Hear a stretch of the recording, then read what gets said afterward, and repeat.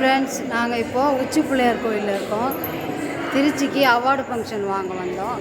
அப்படியே உச்சி பிள்ளையாரை பார்த்துட்டு போகலான்னு வந்திருக்கோம். வாங்க ஃப்ரெண்ட்ஸ், பார்க்கலாம்.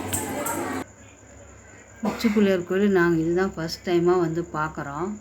சரி, கிட்ட தான் இருக்கோன்னு பார்த்தோம். செம்ம பெருசு.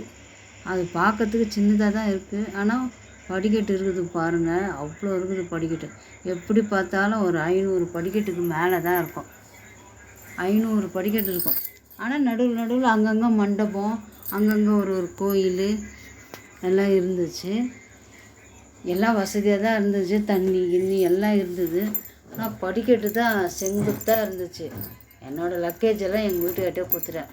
பாவம், அந்த அவார்டையும் பேக்கையும் அவர் எடுத்துக்கின்னு அவரும் ஸ்பீடாக நடக்கிறாரு. நம்மளால் நடக்கவே முடியல. கேட்டு ஒரு இடத்துலையும் கேட்டேன், அவ்வளோதானா, முடிஞ்சிச்சான்ட்டு. ஏன்னா நாங்கள் இது வரைக்கும் பார்த்ததே இல்லையா, இதுதான் ஃபஸ்ட் டைமு. திருச்சியில் இருக்கவங்களாம் அடிக்கடி வருவாங்க.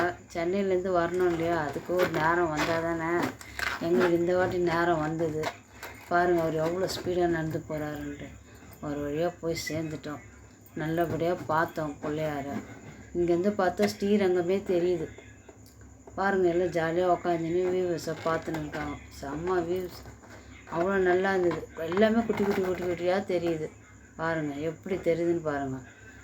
ஆனால் கோயில் உள்ளே மட்டும் பார்க்கல, கோயிலை சுற்றி மட்டும் நான் வீடியோ எடுத்தேன். அங்கேருந்து பார்க்கறதுக்கு ஏதோ பெருசாக மலை மேலேருந்து பார்த்தோம். நல்லா இருந்துச்சு பார்க்குறதுக்கு. நீங்கள் எல்லாம் டைம் கிடச்சா ஒரு வாட்டி போயிட்டு வாங்க.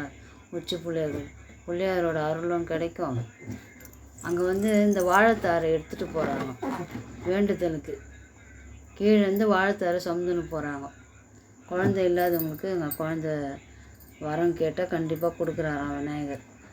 எல்லோரும் ஒரு டைம் போயிட்டு வாங்க. ஆனால் இறங்க சொல்ல கொஞ்சம் ஈஸியாக தான் இருந்துச்சு, ஒன்றும் பிரச்சனை இல்லை. ஆனால் கீழே லக்கேஜும் வச்சுட்டு போங்க தான் சொல்கிறாங்க.